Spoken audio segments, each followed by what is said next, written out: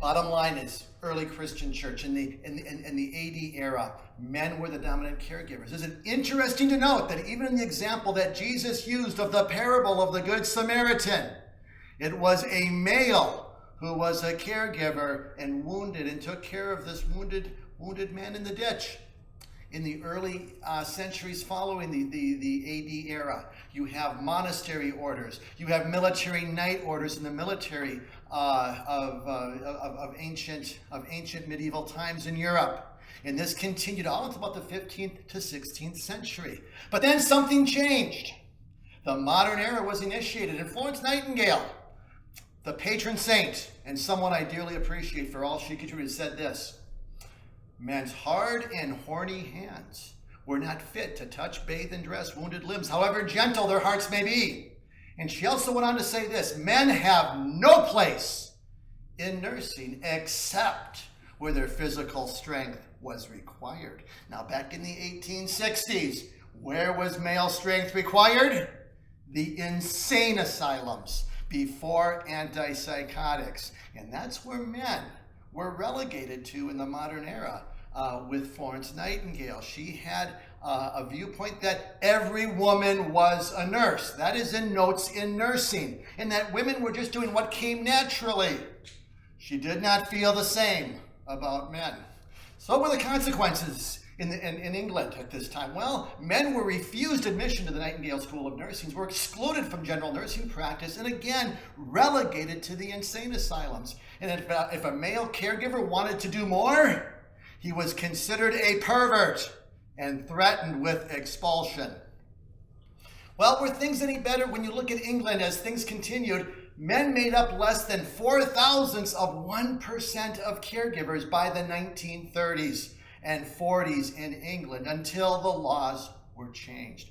Well, what about the United States? Were things any different? Well, unfortunately not. The American Nurses Association, our governing body today, the ANA, when it was conceived by Isabel Hampton Robb and others in 1897, said men will not be allowed as members. Intentional gender bias because of their gender. And men from 1897, from the very beginning of the ANA to 1930, were not allowed to be a member of the American Nurses Association.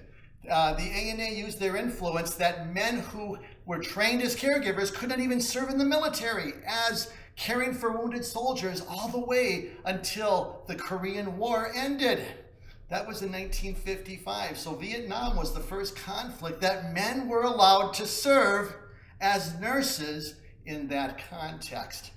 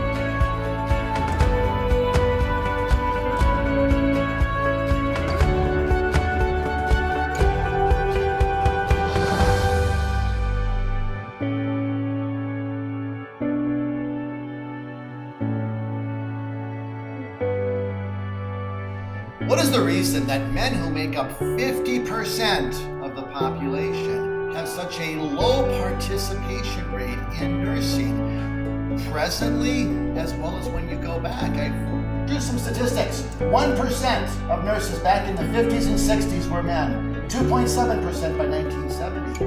4.1 by 1980. 5.7 by the 90s, 7.6 by 2000, and the current statistic, right around 10%. The short answer, intentional, blatant